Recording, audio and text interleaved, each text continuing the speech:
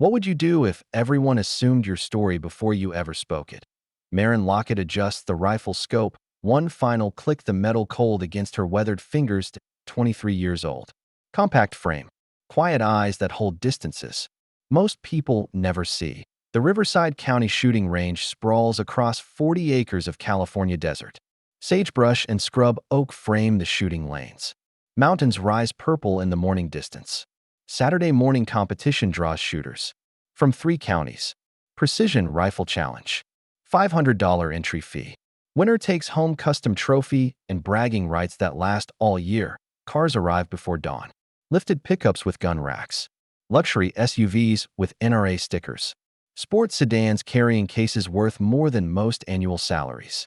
License plates from Arizona, Nevada, Oregon. This competition draws serious talent. The parking lot tells its own story. Money, status, equipment that promises what skill alone cannot guarantee. Range fees, ammunition costs, gas money, hotel rooms. The price of competition keeps rising. Only the dedicated or wealthy make this pilgrimage every month. Marin carries her rifle case past the expensive vehicles toward the furthest shooting bench. Away from the clusters. Away from the conversations about ballistic coefficients and custom loads. Her boots crunch on desert gravel. Morning air sharp in her lungs. The case itself tells stories. Canvas worn thin at the corners, brass latches green. With age, leather handle cracked, but still strong. Stitching frayed, but holding. Initials carved deep into the top. MLB. She sets it down carefully on the weathered concrete bench. Around her, the morning ritual unfolds. Regulars clustering around their custom rigs. Chrome barrels catching sunlight. Expensive optics gleaming. Carbon fiber stocks. Titanium bolts. Digital scopes that cost more than most people's cars. Conversations flow like expensive whiskey. Talk of wind drift calculations. Temperature coefficients. Humidity adjustments. Barrel harmonics. Powder temperatures. Equipment that pushes the boundaries of what money can buy. Custom ammunition developed in basement labs. Precision measured in thousandths of inches. Groups that could fit inside a dime at 300 yards. Hand-loading techniques passed down. Like family secrets, this is serious business. Professional level, where reputations live and die by fractions. Where second place might as well be last place. Marin opens her case. Inside, an old Springfield rifle lies in custom-cut foam. Wood stock, dark with used grain visible through decades of oil carefully applied. Each coat building patina, building character, metal showing honest wear but no rust. No neglect, just the patina that comes from constant care. Regular cleaning, respectful handling, scope mount that's been resoldered more than once. Professional work, not amateur tinkering. Trigger guard polished smooth by countless hands. Sling swivels worn to silver brightness. Bolt handle shaped by fingers that knew their business. Not a single chrome accent. Not one modern upgrade. No tactical rails. No adjustable stock. No bipod. No rangefinder. No computer assistance. Just function. Just history. Just a rifle that's seen things. Done things. Survived things. Brody Ellis notices first. Range master. For 12 years. Voice that carries authority across concrete and steel. 6'2". Broad shoulders. Confidence that comes from being right most of the time. From knowing every serious shooter within 200 miles, his opinion matters. Here, when Brody talks, people listen. When he approves, doors open. Sponsorships appear. When he disapproves, those same doors slam shut. Invitations disappear. Well, he announces, voice carrying across 3 benches. Look what we got here. Conversations pause. Heads turn. Coffee cups lower. Interest sparked by his tone. The tone that means entertainment at someone's expense. Kinsley. Parrish looks up from her precision rig. Custom Remington worth $8,000. Sterling Trey stops adjusting his custom scope. German glass. Japanese electronics. Manning, Dahlia, Winslow, Cora, Fallon, Camden, McNeil, Indy, Prescott, Landon, Noel, Ivy. They drift over like smoke. Circle forming around Marin's bench. Predators sensing weakness. That thing belong in a museum? Kinsley asks, voice dripping mock curiosity. Lips curling into practiced disdain. The look that says, I'm better than this. Better than you. Seriously, where's the plaque? Sterling adds. Circa 1940-something? Maybe 1950? The laughter starts. Nervous at first, testing boundaries, then building, feeding on itself. Growing bold, Marin keeps working, unpacking ammunition from military surplus boxes, Lake City brass, military primers, powder charges, measured precisely, setting paper targets in a neat stack, cleaning cloth worn soft from years of use, small notebook pages filled with careful handwriting, range cards, drop charts, wind calls, data collected over years, over continents, ignoring the whispers that grow bolder with each passing moment. Each cruel observation that where'd you find a garage sale? Sterling laughs, nudging Manning. Pawn shop special Manning adds, grinning wide. Showing teeth like a shark. Estate. Sale reject, Fallon chimes in. Antique store clearance, McNeil suggests. Probably came with a rusty bayonet, Indy adds. The laughter builds, feeds on itself, grows hungry. Draws more spectators. Range regulars who know better but enjoy the show. Brody steps closer. Voice dropping to mock concern. The tone coaches use with struggling athletes. Teachers with slow students. Doctors with terminal patients. Therapists with broken people. Honey, you know this is a precision shooting competition, not a Civil War reenactment. More laughter. Sharp sounds that echo off concrete walls bounce back from metal roof. Amplified by the desert morning. Carried on hot wind. Entry fees, $500, he continues. These folks pointing at the circle, they've got equipment worth more than some people's houses. More than most people make in a year. He gestures toward his own rig, black polymer. Stock titanium barrel Schmidt and Bender scope bipod that adjusts with push-button precision. Digital rangefinder mounted alongside. Suppressor thread ready for attachment. Muzzle brake precisely engineered. Price tag that could buy a decent car. Maybe 2 cars. Competition grade, he explains like a professor lecturing children. Sub-half MOA guaranteed. Computer-assisted wind compensation. Ballistic calculator built into the scope. Range finding to the yard. Temperature sensors. Humidity readings. Technology that takes human error out of the equation. Maybe you'd be more comfortable at the beginner's range down the road. They got rental rifles there. Modern equipment. Training programs. Classes for newcomers. People just starting out. More your speed, he finishes with practice sympathy. The kind that cuts deeper than insults. Before we continue, comment where you're watching from. The circle tightens. Other shooters pretending to focus on their own setups, but listening to every word. Some smile. Some look uncomfortable. None speak. Up. The social cost too high. The risk of becoming the next target. Garrison crews, the old groundskeeper sweeps brass casings near the next bench. Movement slow. Deliberate. Like everything he does has purpose beyond the obvious. That he's worked this range for 15 years. Seen shooters come and go. Watched champions rise and fall. Equipment change. Technology advance. Records broken. Hearts broken. Dreams shattered on concrete benches. His weathered hands steady despite 73 years. Eyes sharp behind wire-rimmed glasses. Vietnam veteran. 2 tours. Purple Heart gathering dust in a shoebox at home. Those eyes track the scene with interest that goes deeper than curiosity. Something about that old rifle catches his attention. Holds it. Won't let go. The stock. The grain pattern. The way the wood has darkened with oil and age. Military issue, but modified. Professional modifications. Not amateur work. Marin finally looks up. Meets Brody's gaze directly. Not anger. Not embarrassment. Just steady focus. The kind that comes from seeing real stakes. Life and death stakes, where missing means more than losing points. This rifle shoots straight, she says simply. Voice quiet but clear, cutting through the morning air like her bullets will cut through their assumptions. Brody's grin widens. Shows too many teeth. Practiced predator smile. I'm sure it does, sweetie. But we're talking about real competition here. Precision shooting. Sub-MOA accuracy. Modern ballistics. Serious equipment for serious shooters. He taps his scope with manicured finger. This here tracks to 1,000th. Wind compensation. Temperature adjustment. Range calculation. All digital. All precise. All expensive. Your grandfather's deer rifle might be fine for plinking cans behind the barn, but this is professional. Sports. The others nod. Murmur agreement. Safe in their expensive circle. Protected by their gear. Their assumptions. Their shared contempt. Maybe stick around, watch how it's done, Sterling suggests.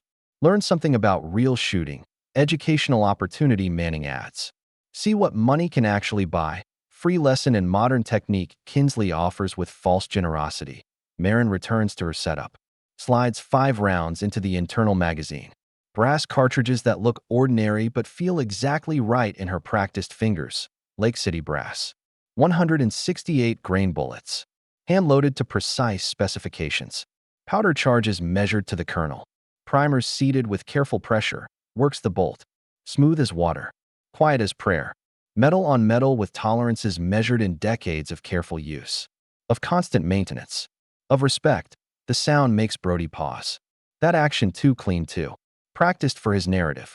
Something about the way she handles that old rifle doesn't fit his assumptions. Professional handling. Muscle memory that speaks of thousands of rounds. Thousands of hours. Training that goes beyond weekend hobby shooting. But he recovers quickly. Doubles down. Commits to his story. Well, if you insist on embarrassing yourself, don't say we didn't warn you. The group disperses, carrying their laughter back to their benches. Their expensive equipment. Their comfortable certainties. They're safe. Assumptions about who belongs and who doesn't. Marin settles into position. Cheek against stock. The wood worn smooth in exactly the right places. Eye-finding scope. Glass clear despite its age. Crosshairs sharp against distant target. Breath slowing to match her heartbeat.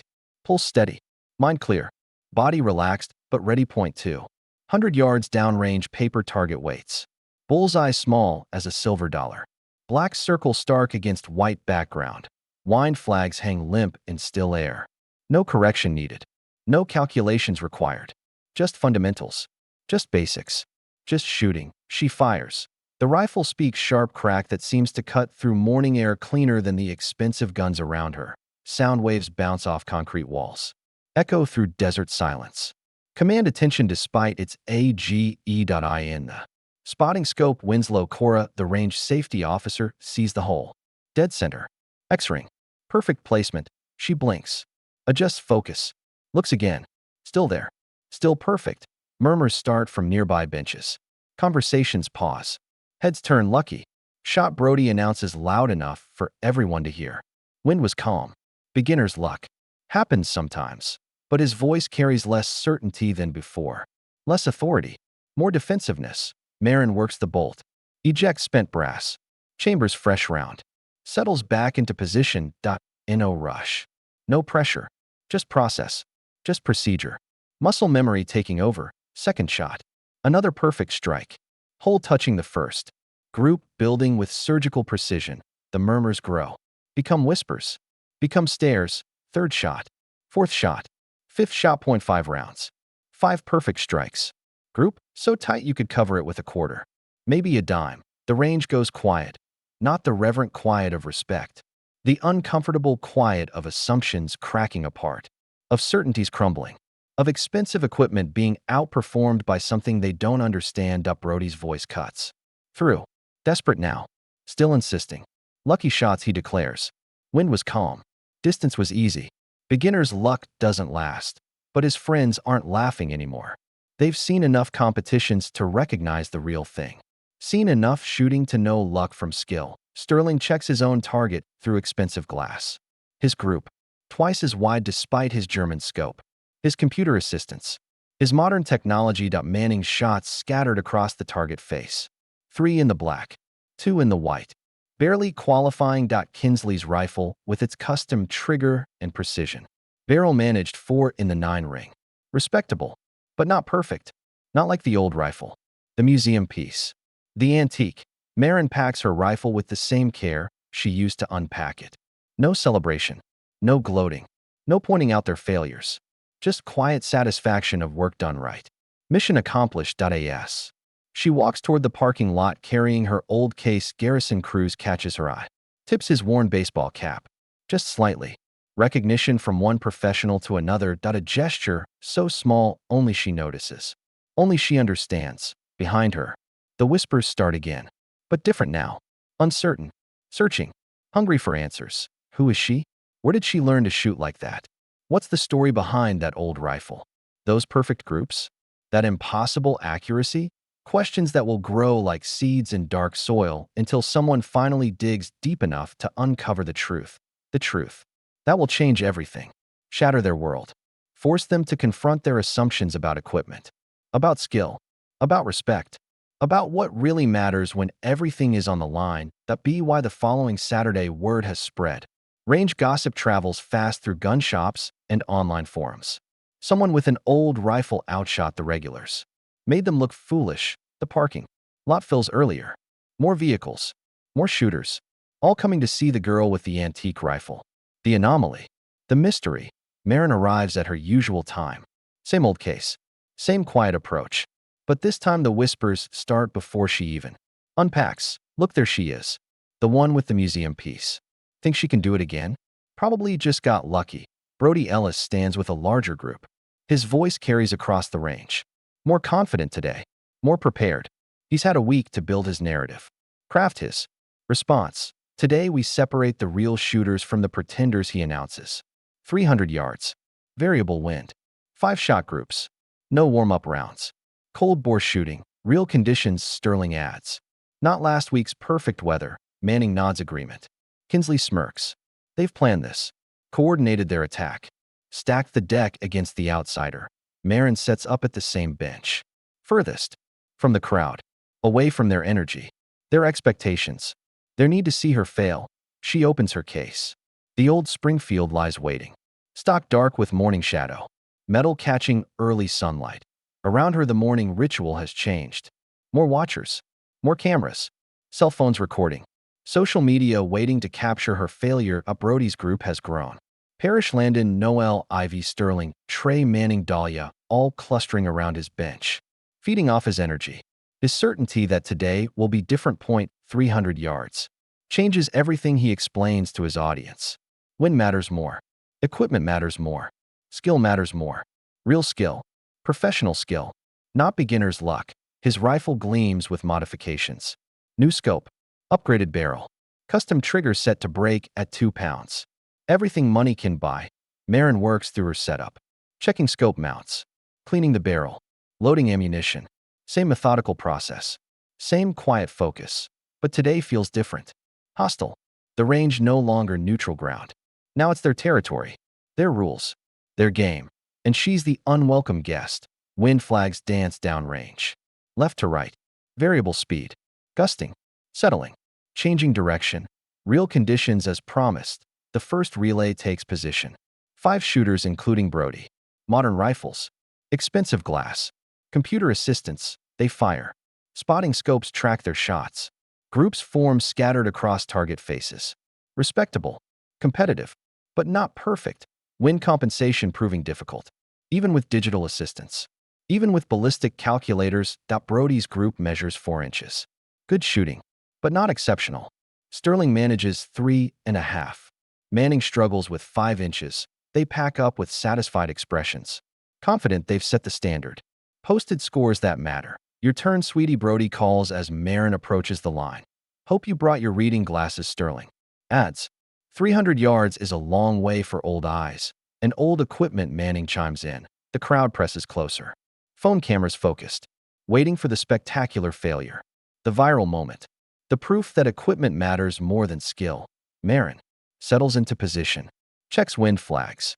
Notes the patterns. Feels the breeze on her cheek. Reads the mirage dancing over sun-heated concrete. And computer assistance. No digital readouts. Just experience. Just knowledge earned through countless rounds. Countless adjustments. Countless corrections. She fires. First shot. The old rifle speaks its truth. Sharp report echoing off concrete walls. Spotting scope shows impact. Center of target. X-ring. Perfect placement despite the wind. Despite the distance. Despite their expectations, silence spreads like ripples. Phone cameras still recording. But the narrative's starting to shift. Second shot. Same result. Third shot. Fourth shot. Fifth shot. 5 perfect strikes. Group measuring less than 2 inches. Tighter than any modern rifle achieved today. The silence becomes uncomfortable. Stretches longer than natural.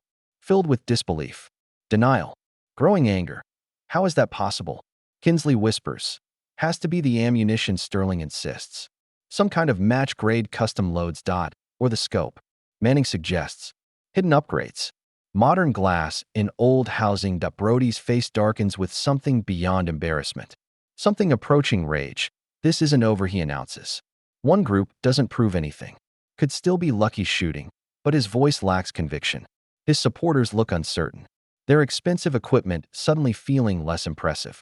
Less important, Marin packs her rifle with the same deliberate care. No gloating. No comments.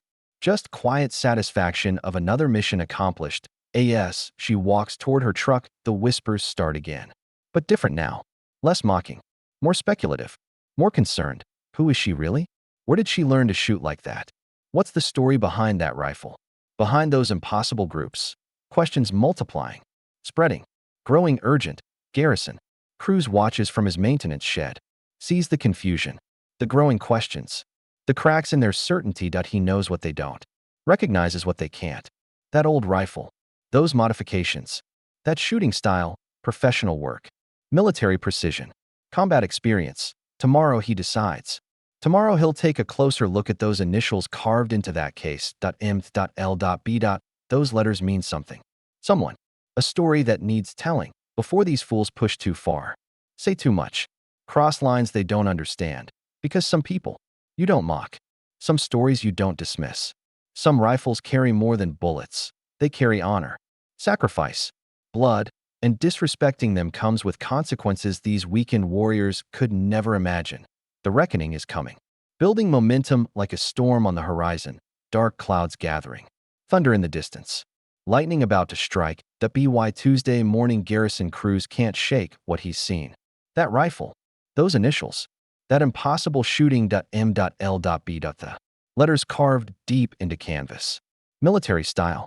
Professional work. Not amateur knife scratches. That he sits in his small office surrounded by maintenance schedules and supply orders. Coffee growing cold on his desk. But his mind keeps returning to Saturday morning. To the girl with the old rifle. To the way she handled that Springfield, like it was part of her. Like she'd been born holding it.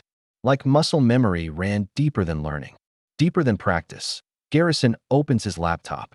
Types carefully with 2 fingers. Military database search. The kind old soldiers know how to access. M.L.B. Springfield rifle. Afghanistan. Iraq. Combat zones. Sniper operations. The screen fills. With records. Service members. Casualties. Medal recipients. Heroes and the fallen. Names that carve themselves into history with blood and sacrifice. That he scrolls through pages. Looking for connections. Patterns. Stories that might explain what he witnessed. The impossible accuracy. The quiet dignity. The professional handling. Then he finds it. Master Sergeant Margaret Louise Brody. United States Army. Sniper. Scout sniper instructor. 2 tours Afghanistan. 1 tour Iraq. Distinguished Service Cross. Purple Heart. Bronze Star. Silver Star. Killed in action Khyber Pass 3 years ago. The photograph shows a woman in military uniform. Serious eyes. Quiet strength. Professional bearing. Holding a rifle. An old Springfield. With distinctive wood grain. Custom modifications. Professional work. Scope mount that's been resoldered. The same rifle he saw Saturday. Identical down to the scratches. The wear patterns. The careful maintenance. Garrison leans back in his chair. Pieces falling into place. The girl's age. Her shooting style. Her quiet dignity under pressure. The way she ignored the mockery. Family. Resemblance in the eyes. The posture. The way she carried herself. Military bearing passed down through genetics and training. Daughter. Has to be that he reads the citation. Master Sergeant Brody distinguished herself during enemy contact near Khyber Pass. When her unit came under coordinated attack from elevated positions, she provided covering fire, allowing wounded teammates to reach safety. Her accurate shooting neutralized multiple enemy positions at extreme range under heavy fire. Distance exceeding 800 meters. Wind gusting to 30 knots. Hostile terrain. Multiple targets. She maintained her position despite repeated attempts to overrun. Her location. Despite being wounded twice. Despite knowing reinforcements wouldn't arrive in time. Last radio contact confirmed 16 enemy casualties before her position was overrun. Final transmission. Tell my daughter the rifle shoots straight. Medal of Honor recommended. Posthumously awarded. First female sniper to receive highest honor. The old rifle listed in personal effects. Custom Springfield .30-06 caliber. Serial number matching exactly. Return to next of kin. Maren L. Brody. Daughter. Age 20. Garrison prints the citation. The photographs.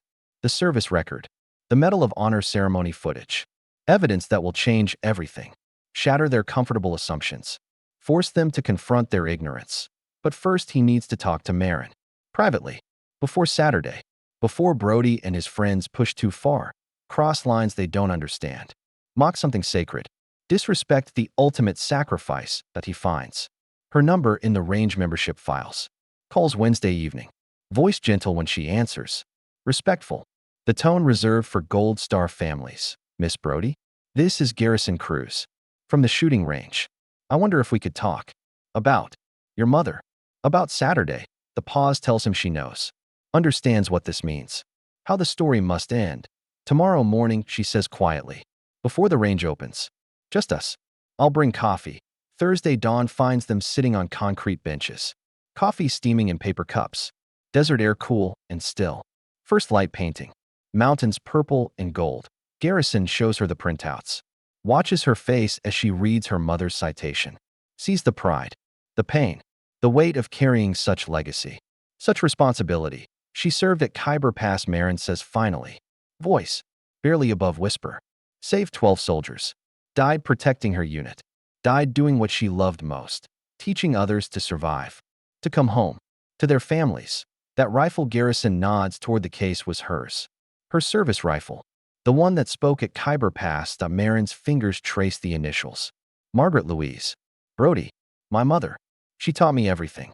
How to shoot. How to maintain the rifle.